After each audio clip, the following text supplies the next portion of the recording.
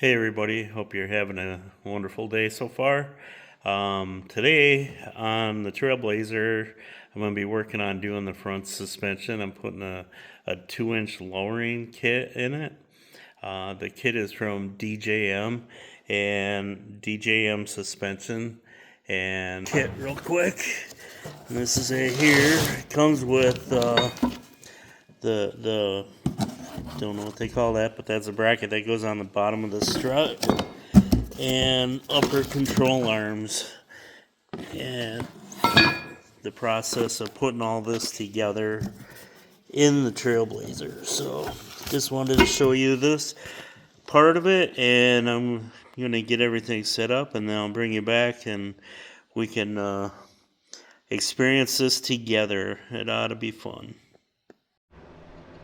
Alright, I'm going to start by taking these bolts out. This one here and one over there, and then we'll get this here. 13/16 actually works on it.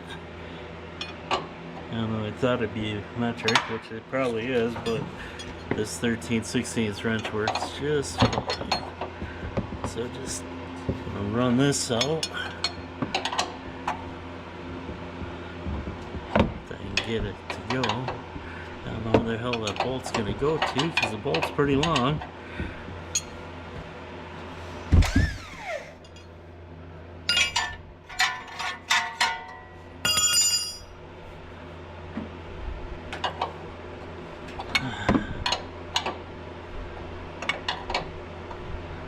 Although it did say not to tighten them really tight anyhow, only like 20 foot-pounds is what it said. I think this is the ones they want the Loctite on.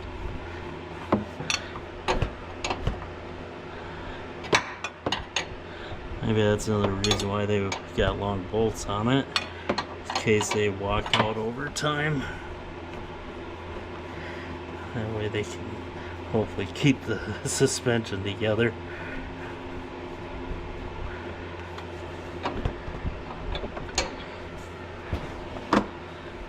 Come on, baby. Work on out. Sometimes they just don't want to do that.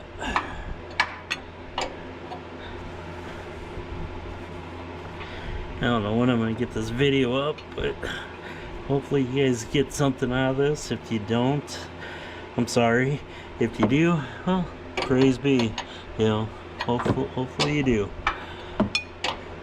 Kind of boring just watching me turn a nut though, or a bolt.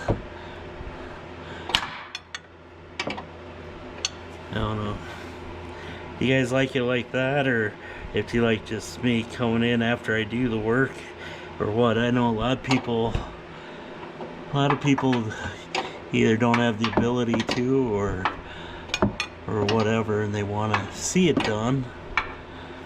I almost think I might have to pull some pieces off this and get this bolt out of there all the way. Might have to pull the inner fender out of this thing. Oh, that's metal on this side. I don't know what the heck is gonna happen there. Let's keep going at it though.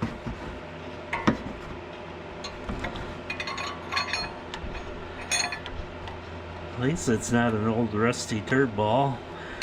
It is old, but it's not a rusty turd ball. I've been in Arizona its whole life, or southwestern states for sure. I think I came from California originally. It's a 2002 Trailblazer. That was the first year that Trailblazers were out. It was a 2002 model year. I guess they had a lot of issues with them, with the engines and such from 2002. I don't know, I was reading a little bit about it on the Google the other day, and they were talking about it, about how some of this stuff is, back when it came out, they had issues with them, as far as like overheating issues, and then issues with the brake systems, and I think there was one other issue too, but this truck's far from stock in a lot of ways. I mean, suspension wise it's still stock for the next 10 minutes, but after that, it won't be stock anymore because it'll have the lowering stuff in it. I'm changing the front brakes over too to the bigger ones off the newer Trailblazer. So, but hey, that's kind of boring. It's taking a minute, so I'll bring you back when I get it apart. Alright, well, here I am. Got some things done. Realized I need to do some other things, like stabilizer link is bad. I did get that in though, and I got that in, but I'm gonna take it off because, as you can see, this upper ball joint is horrible. It's in horrible shape. Then I found out something else today. Everybody's like, when you do the V8 swap, make sure you grab the brakes off the other one. So the brakes they're like, it's got bigger brakes, which technically it's got bigger brakes, but it doesn't. The brake caliper is the exact same caliper. The brake rotor is a different part. The rotor's bigger and this bracket is different, but the caliper itself, it's the exact same thing. Same part number on it, everything. It bolts up the exact same. I was actually happy to find out that before I took and undid this, because now I put in the bigger brake on it, but I didn't have to bleed the brakes. So that part was pretty cool. When I get to the other side, I'll show you more on that. I'm just going to throw the wheel on this side and I'll get back on the other side right away. So bear with me, I'll bring you back in a few. Alright, here we go on this side, driver's side. Got the passenger side done for today. Passenger side's done and driver's side's done enough. I am switching the stabilizer link as soon as I get it, and I'm actually going to be pulling this one back apart because I'm going to put new upper ball joints in it too.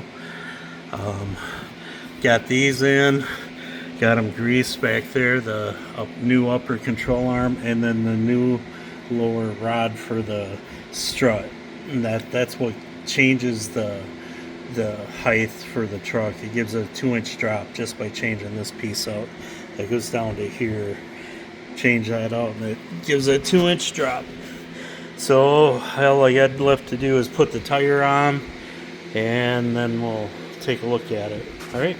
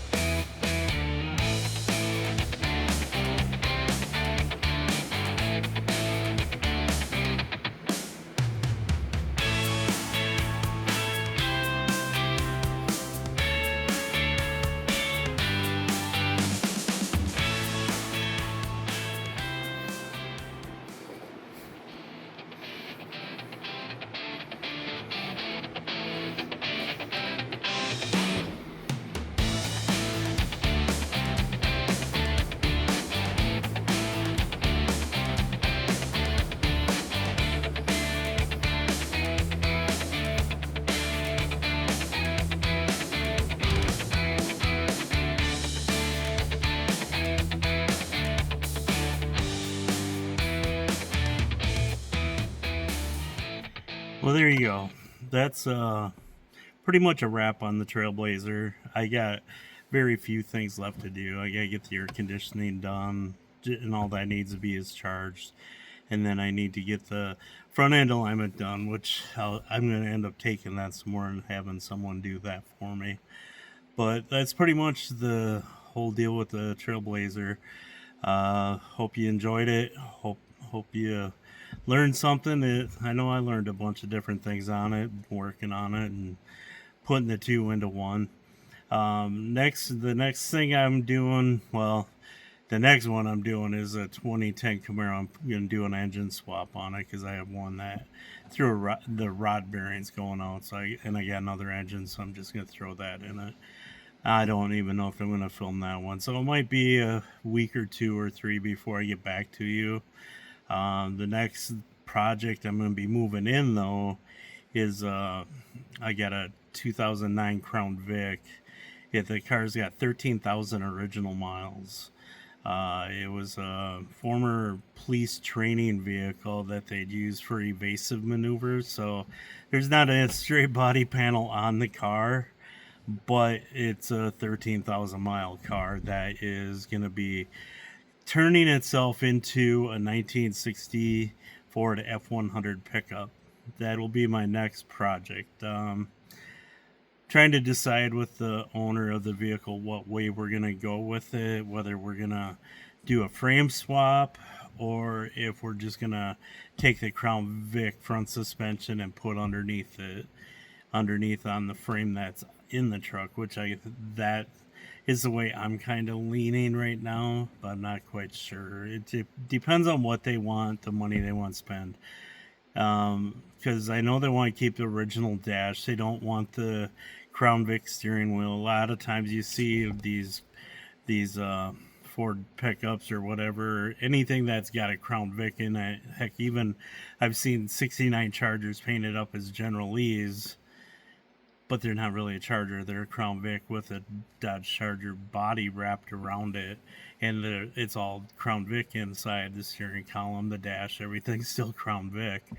So I know they want it to look like a 1960 Ford pickup still. So that is the next one that I'm gonna be working on, and I'm gonna be working on it in the hot summer in Arizona in a hot building. So that'll be exciting, but it'll be definitely worth doing because it's going to be a neat truck when it's done.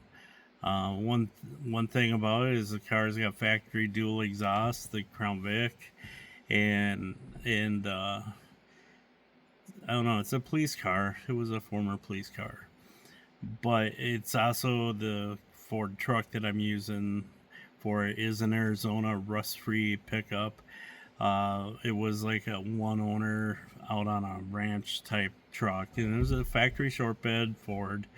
There's zero rust on this truck, so that's another reason I'm kind of thinking keep the original frame, even though I don't know. We'll see what happens.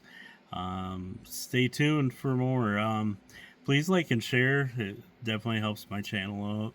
One of these days, I actually want to get enough subscribers and enough view time that I could actually get paid for filming all this stuff. So, and what it's gonna take is all of you guys that watch it to go ahead and subscribe. So, thank you to those who do, and to those who don't, well, thank you in advance. So, hopefully you do.